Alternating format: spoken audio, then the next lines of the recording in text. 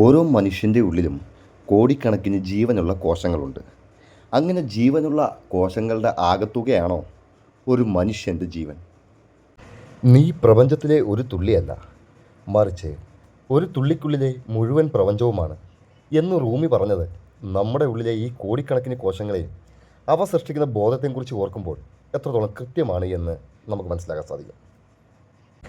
സൂഫി എന്നതിലെ ആത്മീയതയും സഞ്ചാരി എന്നതിലെ അന്വേഷണവും ഒത്തുചേരുമ്പോൾ നമ്മുടെ ചാനലിൻ്റെ പേരിൻ്റെ അർത്ഥം പൂർണ്ണമാകുന്നു. പ്രപഞ്ചത്തിൻ്റെ വിശാലതയിലേക്കും സ്വന്തം ഉള്ളിലെ ആഴങ്ങളിലേക്കും ഒരുപോലെ യാത്ര ചെയ്യുന്ന ഒരു വീഡിയോയാണ് ഇന്ന് നാം നോക്കാൻ പോകുന്നത്. ആത്മീയതയും ശാസ്ത്രത്തെയും കൂട്ടിയിണക്കിക്കൊണ്ട് നമുക്ക് വീഡിയോയിലേക്ക് കിടക്കാം. അനന്തമായി പ്രപഞ്ചത്തെ നോക്കി നമ്മൾ പലപ്പോഴും വിസ്മയിക്കാറുണ്ട്. എന്നാൽ ശരിക്കും നമ്മൾ ആരാണ്? ഈ പ്രപഞ്ചത്തിലെ ഒരു ചെറിയ തുള്ളിയാണോ? അതോ കോടിക്കണക്കിന് ജീവനുകൾ ഒത്തുചേർന്ന് ശ്വസിക്കുന്ന മറ്റൊരു വലിയ പ്രപഞ്ചമാണോ നമ്മുടെ ഈ ശരീരം? നമ്മുടെ ഉള്ളിലെ ഓരോ കോശത്തിനും നാം ഒരു ദൈവമാണ്. അവയുടെ ആയുസ്സിലെ നിത്യതയാണ്.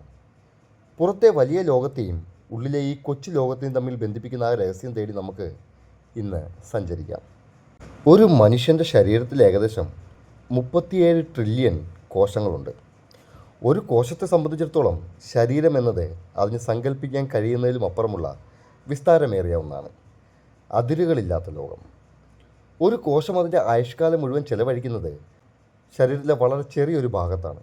രക്തത്തിലൂടെ സഞ്ചരിക്കുന്ന ഒരു കോശത്തിന് പോലും ഹൃദയത്തിൽ നിന്ന് ശ്വാസകോശത്തിലേക്കോ കാലിലേക്കോ ഉള്ള ദൂരം ഒരു മനുഷ്യൻ ഭൂഖണ്ഡങ്ങൾ താണ്ടുന്നതിന് തുല്യമാണ്.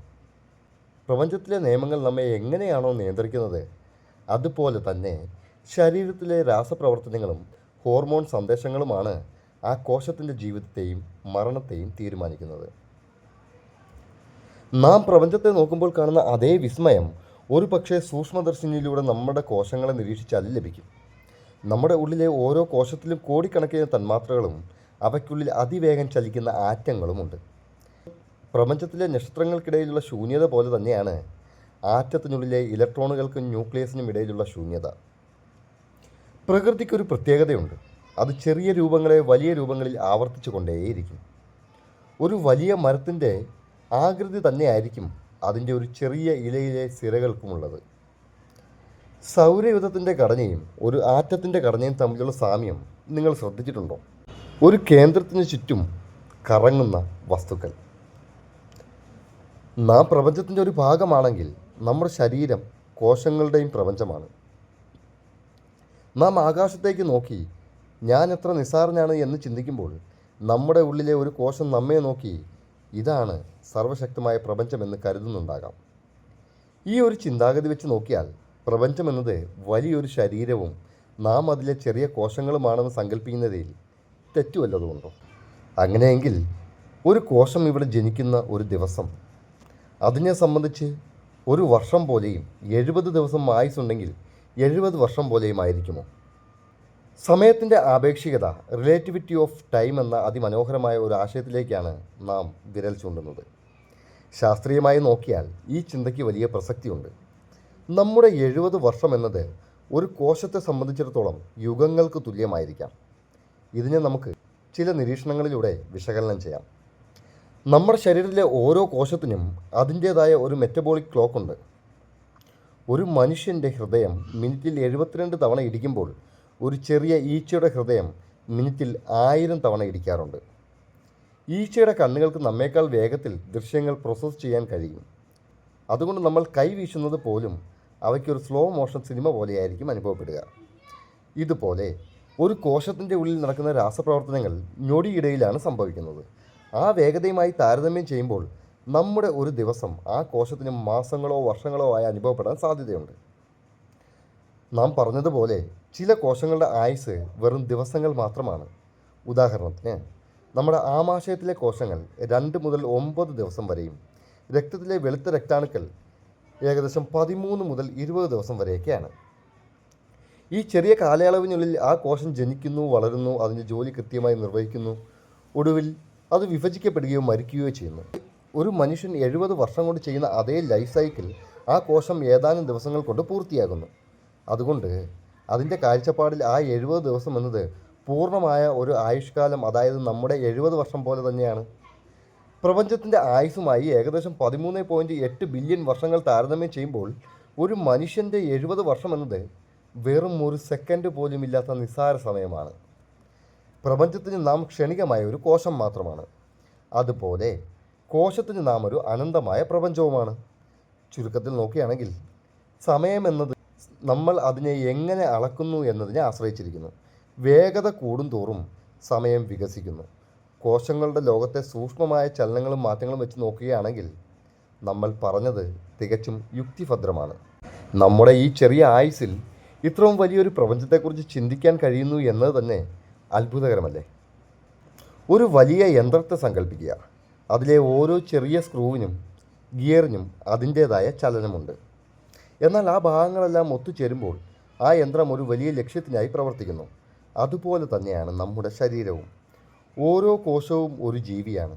അവ ശ്വസിക്കുന്നു, ആഹാരം കഴിക്കുന്നു, മാലിന്യങ്ങൾ പുറന്തള്ളുന്നു, വിഭജിക്കുന്നു. ലാബുകളിൽ നമ്മുടെ ശരീരത്തിന് പുറത്ത് പ്രത്യേക സാഹചര്യങ്ങളിൽ ഈ കോശങ്ങളെ ജീവനോടെ നിലനിർത്താൻ നമുക്ക് സാധിക്കും. അതായത് നമ്മൾ എന്ന മനുഷ്യൻ ഇല്ലാതായാലും നമ്മുടെ കോശങ്ങൾക്ക് കുറച്ച് സമയം കൂടി ജീവിക്കാൻ തീർച്ചയായും കഴിയും. മനുഷ്യജീവൻ എന്നത് കോശങ്ങളുടെ വെറും ഒരു കൂട്ടം മാത്രമല്ല, മറിച്ച് അവ തമ്മിലുള്ള ഏകോപനമാണ്. ഒരു ഫുട്ബോൾ ടീമിനെ പോലെയാണിത്. 11 കളിക്കാറുണ്ടെന്നത് മാത്രമല്ല പ്രധാനം, അവർ ഒരേ ലക്ഷ്യത്തിനായി ഒന്നിച്ച് കളിക്കുമ്പോഴാണ് അതിനെ ഒരു ടീം എന്ന് വിളിക്കുന്നത്. കോശങ്ങൾ തമ്മിലുള്ള ഈ ആശയവിനിമയം നിലയ്ക്കുമ്പോഴാണ് നമ്മൾ മരണം എന്നതിനെ വിളിക്കുന്നത്. ഇവിടെ കോശങ്ങൾ എപ്പോഴും കുറച്ച് സമയം കൂടി ജീവിച്ചിരിപ്പുണ്ടാകും. പക്ഷേ മനുഷ്യൻ എന്ന ഏകീകൃത ജീവൻ നഷ്ടപ്പെടുന്നു. അതായത് വ്യക്തിഗതമായ ഭാഗങ്ങൾക്കില്ലാത്ത ഒരു ഗുണം അവയെല്ലാം ഒത്തുചേരുമ്പോൾ പുതുതായി ഉണ്ടാകുന്നു. ഒരു ഹൈഡ്രജൻ ആറ്റത്തിനും ഓക്സിജൻ ആറ്റത്തിനും ദാഹം തീർക്കാൻ കഴിയുകയില്ല.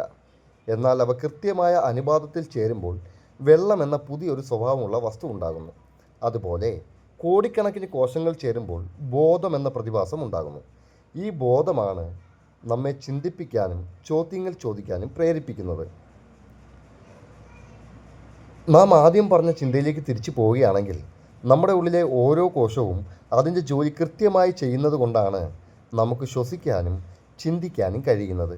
ഒരു തരത്തിൽ പറയുകയാണെങ്കിൽ കോശങ്ങളുടെ ആകെത്തുകയായ ഈ മനുഷ്യൻ അവയുടെ ദൈവത്തെ പോലെ തന്നെയാണ്. നമ്മൾ അറിയാതെ തന്നെ അവയ്ക്ക് വേണ്ട ആഹാരവും സംരക്ഷണവും നമ്മൾ നൽകിക്കൊണ്ടിരിക്കുകയാണ്. ചുരുക്കത്തിൽ മനുഷ്യജീവൻ എന്നത് കോശങ്ങളുടെ ജീവൻ്റെ ആകെത്തുക മാത്രമല്ല, മറിച്ച് ആ കോശങ്ങൾ ചേർന്ന് സൃഷ്ടിക്കുന്ന ഒരു വലിയ ബോധമാണ്. പ്രപഞ്ചത്തിലെ നക്ഷത്രങ്ങളും ഗ്രഹങ്ങളും ചേർന്ന് ഒരു വലിയ ക്രമം നിലനിർത്തുന്നത് പോലെ നമ്മുടെ ശരീരത്തിലെ കോശങ്ങൾ നമ്മെയും നിലനിർത്തുന്നു. നമ്മുടെ ഈ ശരീരത്തിനുള്ളിൽ ഇത്രയും വലിയൊരു ലോകം നടക്കുന്നുണ്ടെന്ന് ചിന്തിക്കുമ്പോൾ അത്ഭുതം തോന്നുന്നില്ലേ? ഇപ്പോൾ ഇവിടെ ഒരു ചോദ്യം പ്രസക്തമാണ്. കോശങ്ങൾക്ക് ബോധമുണ്ടാകുമോ എന്നത്. ഇതൊരു നിസ്സാര ചോദ്യമല്ല. ആധുനിക ശാസ്ത്രവും തത്വചിന്തയും ഇന്നും ഉത്തരം തേടിക്കൊണ്ടിരിക്കുന്ന ഒന്നാണിത്. ഇതിനെ നമുക്ക് 2 രീതിയിൽ നോക്കിക്കാണാം. ജൈവികമായ അറിവ്. ശാസ്ത്രീയമായി പറഞ്ഞാൽ ഒരു കോശത്തിന് നമ്മൾ വിചാരിക്കുന്നത് പോലെയുള്ള ചിന്തകളോ വികാരങ്ങളോ ഇല്ല. പക്ഷേ അതിന് അതിശയകരമായ ഒരു ജൈവിക ബോധമുണ്ട്. തീരുമാനങ്ങൾ എടുക്കാനുള്ള കഴിവ്. ഒരു കോശത്തിന് ചുറ്റുപാടുമുള്ള മാറ്റങ്ങൾ തിരിച്ചറിയാൻ കഴിയും. ഉദാഹരണത്തിന് ആഹാരം എവിടെയുണ്ടെന്ന് തിരിച്ചറിഞ്ഞ് അങ്ങോട്ട് നീങ്ങാനും അപകടകാരികളായ വസ്തുക്കളിൽ നിന്ന് അകന്നു മാറാനും അവയ്ക്കറിയാം. ആശയവിനിമയം. കോശങ്ങൾ പരസ്പരം സംസാരിക്കാറുണ്ട്. രാസസന്ദേശങ്ങളിലൂടെ വിവരങ്ങൾ കൈമാറുകയും ഒരു വലിയ സംഘമായി പ്രവർത്തിക്കുകയും ചെയ്യുന്നുണ്ട്. നമ്മുടെ രോഗപ്രതിരോധ കോശങ്ങൾക്ക് പണ്ട് നമ്മെ ആക്രമിച്ച വൈറസുകളെ ഓർമ്മിച്ചു വയ്ക്കാൻ സാധിക്കുന്നതാണ്. അടുത്ത തവണ അതേ വൈറസ് വന്നാൽ അവ വേഗത്തിൽ പ്രതികരിക്കും. അതുകൊണ്ടാണ് ഒരു വട്ടം അസുഖം വന്ന ഒരാൾ അതേ അസുഖത്തെ പ്രതിരോധിക്കാനുള്ള കഴിവുണ്ടായിരിക്കുന്നത്. അതുകൊണ്ടാണ് ചില ശാസ്ത്രജ്ഞരും ദാർശനികരും വിശ്വസിക്കുന്നത് ബോധം എന്നത് പ്രപഞ്ചത്തിലെ എല്ലാ വസ്തുക്കളിലും ഉള്ള ഒന്നാണെന്നാണ്. നമ്മുടെ തലച്ചോറിലെ കോശങ്ങൾ ഒത്തുചേരുമ്പോൾ നമുക്ക് വലിയൊരു ബോധമുണ്ടാകുന്നുണ്ടെങ്കിൽ അതിൻ്റെ അർത്ഥം ഓരോ ചെറിയ കോശത്തിലും ബോധത്തിൻ്റെ വളരെ ചെറിയൊരു അംശമുണ്ടെന്നല്ലേ? കടലിലെ ഓരോ തുള്ളിയിലും ഉപ്പുവെള്ളത്തിൻ്റെ ഗുണമുള്ളതുപോലെ ഓരോ കോശത്തിലും ബോധത്തിൻ്റെ ഒരു കണികയുണ്ടാകാം. അവയെല്ലാം ചേരുമ്പോഴാണ് നാം എന്ന വലിയ ബോധം രൂപപ്പെടുന്നത്. കോശം ഒരു കമ്പ്യൂട്ടർ പോലെയാണ്. നമുക്ക് വേണമെങ്കിൽ കോശത്തെ അതിവേഗ കമ്പ്യൂട്ടറിനോട് ഉപമിക്കാം. അതിനുള്ളിലെ DNA എന്നത് പ്രോഗ്രാം ചെയ്ത സോഫ്റ്റ്വെയർ പോലെയാണ്. ഈ പ്രോഗ്രാം അനുസരിച്ചാണ് കോശം പ്രവർത്തിക്കുന്നത്. പക്ഷേ ആ പ്രോഗ്രാമിന് അപ്പുറം അതിന് സ്വന്തമായി എന്തെങ്കിലും തോന്നുന്നുണ്ടോ? ഉദാഹരണത്തിന് വേദനയോ സന്തോഷമോ? ഇതൊക്കെ ഇന്നും ഒരു നിഗൂഢതയാണ്. ചുരുക്കത്തിൽ നോക്കുകയാണെങ്കിൽ ഒരു കോശത്തിന് നമ്മളെപ്പോലെ ഞാൻ ചിന്തിക്കുന്നു എന്ന തിരിച്ചറിവ് ഉണ്ടാകണമെന്നില്ല. പക്ഷേ ജീവൻ നിലനിർത്താൻ ആവശ്യമായ കൃത്യമായ ഒരു അറിവ് അവയ്ക്ക് തീർച്ചയായിട്ടുമുണ്ട്. സൂഫി ചിന്തയിൽ പറയുന്നത് പോലെ പ്രപഞ്ചത്തിലെ ഓരോ അണുവും പ്രണയത്തിലോ പ്രാർത്ഥനയിലോ ആണെന്ന് സങ്കല്പിച്ചാൽ നമ്മുടെ ഉള്ളിലെ ഓരോ കോശവും പ്രപഞ്ചത്തിൻ്റെ ഭാഗമായ ബോധമുള്ളവ തന്നെയാണ്. അപ്പോൾ മറ്റൊരു ചോദ്യം പ്രസക്തമാണ്. നമ്മുടെ കോശങ്ങൾ നമ്മെ അറിയുന്നുണ്ടോ? നാം ഒരു ഹിമാലയത്തെ നോക്കി നിൽക്കുമ്പോൾ ആ പർവ്വതത്തിൻ്റെ ഭീമാകാരമായ രൂപം നമുക്ക് കാണാം. എന്നാൽ ആ ഹിമാലയത്തിലെ ഒരു ചെറിയ മണൽത്തരിക്കറിയുമോ താൻ നിൽക്കുന്നത് ഇത്രയും വലിയൊരു പർവ്വതത്തിലാണെന്ന്? ഈ ചോദ്യത്തിന് സമാനമാണ് കോശങ്ങളുടെ അവസ്ഥയും. ഇതിനെ 3 തലങ്ങളിൽ നമുക്ക് വിശകലനം ചെയ്യാം. ഒരു കോശത്തിന് നമ്മുടെ പേരോ നമ്മുടെ ഇഷ്ടങ്ങളോ നാം ആരാണെന്നോ ഒന്നും അറിയില്ല. പക്ഷേ നമ്മുടെ ശരീരത്തിലെ മാറ്റങ്ങൾ ഓരോ നിമിഷവും ആ കോശം അറിയുന്നുണ്ട്. നമുക്ക് വിശക്കുമ്പോൾ രക്തത്തിലെ പഞ്ചസാരയുടെ അളവ് കുറയുന്നത് കോശങ്ങൾ അറിയുന്നുണ്ട്. ഉടനെ അവ പ്രതികരിക്കുന്നുമുണ്ട്. നമ്മൾ കൈ ഉയർത്താൻ ചിന്തിക്കുമ്പോൾ തലച്ചോറിൽ നിന്നുള്ള വൈദ്യുത സന്ദേശങ്ങൾ ആ കോശങ്ങളിലേക്ക് എത്തുന്നുണ്ട്. ആ നിർദ്ദേശത്തെ ഒരു ദൈവീക കൽപ്പന എന്ന പോലെ അനുസരിക്കാൻ അവ തയ്യാറാകുന്നുമുണ്ട്. ഒരു കോശത്തെ സംബന്ധിച്ചിടത്തോളം അതിൻ്റെ പ്രപഞ്ചം നമ്മളാണ്. അതിന് ആവശ്യമായ ഓക്സിജനും ആഹാരവും സംരക്ഷണവും നൽകുന്നത് നാം തന്നെയാണ്. നാം എവിടെ പോകുന്നുവോ അവിടെയൊക്കെ അവയും വരുന്നുണ്ട്. നാം ഒരു അപകടത്തിൽപ്പെടുമ്പോൾ നമ്മെ രക്ഷിക്കാൻ ലക്ഷക്കണക്കിന് കോശങ്ങൾ സ്വയം മരിക്കാൻ പോലും തയ്യാറാകുന്നുണ്ട്. ഉദാഹരണത്തിന് ഒരു മുറി ഉണങ്ങാൻ വേണ്ടി പ്രവർത്തിക്കുന്ന കോശങ്ങൾ. നമ്മെ ഒരു സൂപ്പർ ഇൻ്റലിജൻ്റ് ആയിട്ടായിരിക്കാം അവ അനുഭവിക്കുന്നത്. നമ്മുടെ കോശങ്ങൾ നമ്മെ അറിയുന്നതിനേക്കാൾ കൂടുതൽ നാം കോശങ്ങളെ അറിയുന്നുണ്ടോ എന്നതാണ് മറ്റൊരു ചോദ്യം. നമ്മുടെ ഉള്ളിൽ ഇപ്പോൾ ലക്ഷക്കണക്കിന് രാസപ്രവർത്തനങ്ങൾ നടക്കുന്നുണ്ട്. പക്ഷേ നാം അതൊന്നും അറിയുന്നില്ല. എന്നാൽ നമ്മുടെ ഒരു വികാരം, സന്തോഷമോ സങ്കടമോ കോശങ്ങളിൽ മാറ്റമുണ്ടാക്കുന്നുണ്ട്. നാം സങ്കടപ്പെടുമ്പോൾ കോശങ്ങളിലെ രാസഘടന മാറുന്നുണ്ട്.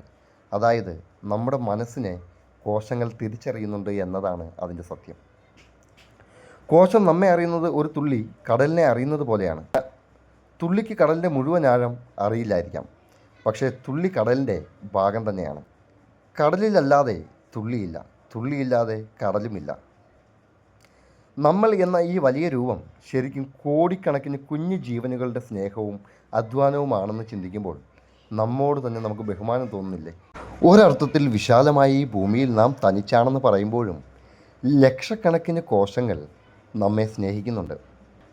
അതീവ സുന്ദരമായൊരു തിരിച്ചറിവാണിത്. നാം ലോകത്തൊറ്റപ്പെട്ടവരാണ് എന്ന് തോന്നുമ്പോഴൊക്കെ നമ്മുടെ ഉള്ളിലേക്കൊന്ന് കണ്ണോടിച്ചാൽ ആ തോന്നൽ മാറും. നാം ഒരിക്കലും തനിച്ചല്ല. നാം ഉറങ്ങുമ്പോഴും വിശ്രമിക്കുമ്പോഴും നമ്മെ ജീവനോടെ നിലനിർത്താൻ വേണ്ടി കോടിക്കണക്കിന് കോശങ്ങൾ ഉണ്ട്. അക്ഷീണം അധ്വാനിക്കുന്നുണ്ട്. അവയ്ക്ക് അവധിക്കാലമില്ല, വിശ്രമമില്ല. നാം എന്ന ആ വലിയ ബോധത്തോടുള്ള അവയുടെ വിശ്വസ്തതയാണത്. ഒരു അണുബാധയുണ്ടാകുമ്പോൾ നമ്മെ സംരക്ഷിക്കാൻ വേണ്ടി ലക്ഷക്കണക്കിന് വെളുത്ത രക്താണുക്കൾ സ്വയം ബലിയർപ്പിക്കാറുണ്ട്. നാം അറിയാതെ തന്നെ നമുക്ക് വേണ്ടി ജീവൻ നൽകുന്ന ഒരു വലിയ സൈന്യം എപ്പോഴും കൂടെയുണ്ട്. ശാസ്ത്രീയമായി പറയുകയാണെങ്കിൽ നാം സന്തോഷമായിരിക്കുമ്പോൾ ശരീരം പുറപ്പെടുവിക്കുന്ന ഹോർമോണുകൾ ആ കോശങ്ങൾക്കും ഉന്മേഷം നൽകുന്നുണ്ട്. നമ്മെ സ്നേഹിക്കുന്നതിലൂടെയാണ് അവയും നിലനിൽക്കുന്നത്. നമ്മുടെ ചാനലിൻ്റെ സൂഫി സഞ്ചാരി എന്ന പേരിനെ അർത്ഥവത്താക്കുന്ന ഒരു വലിയ ദർശനം ഇതിലുണ്ട്. പ്രപഞ്ചം മുഴുവൻ സ്നേഹമാണെന്നും ആ സ്നേഹം നമ്മുടെ ഓരോ കോശത്തിലും തുടിക്കുന്നുണ്ടെന്നും തിരിച്ചറിയുന്നതാണ് ഏറ്റവും വലിയ ആത്മീയത. ഈ ഒരു ചിന്ത നൽകുന്ന പോസിറ്റിവിറ്റി വളരെ വലുതാണ്. നിങ്ങൾ തനിച്ചാണെന്ന് തോന്നുമ്പോൾ ഓർക്കുക, നിങ്ങളുടെ ഉള്ളിൽ നിങ്ങൾക്കായി ജീവിക്കുന്ന കോടിക്കണക്കിന് കുഞ്ഞു ജീവനുകളുണ്ട്. അവർക്ക് നിങ്ങൾ പ്രപഞ്ചമാണ്. ആ സ്നേഹത്തോളം വലുതായി ഒന്നും തന്നെയില്ല. നമ്മുടെ വീഡിയോ കണ്ട എല്ലാവരും നിങ്ങളുടെ ഇതിനെക്കുറിച്ചുള്ള അഭിപ്രായങ്ങളും നിർദ്ദേശങ്ങളുമൊക്കെ കമൻറ്റായിട്ട് രേഖപ്പെടുത്തുകയാണെങ്കിൽ ഒരു പക്ഷേ അത് മറ്റൊരു വീഡിയോയ്ക്കുള്ള കാരണമായി മാറിയേക്കാം. വീഡിയോ കണ്ട എല്ലാവർക്കും നന്ദി.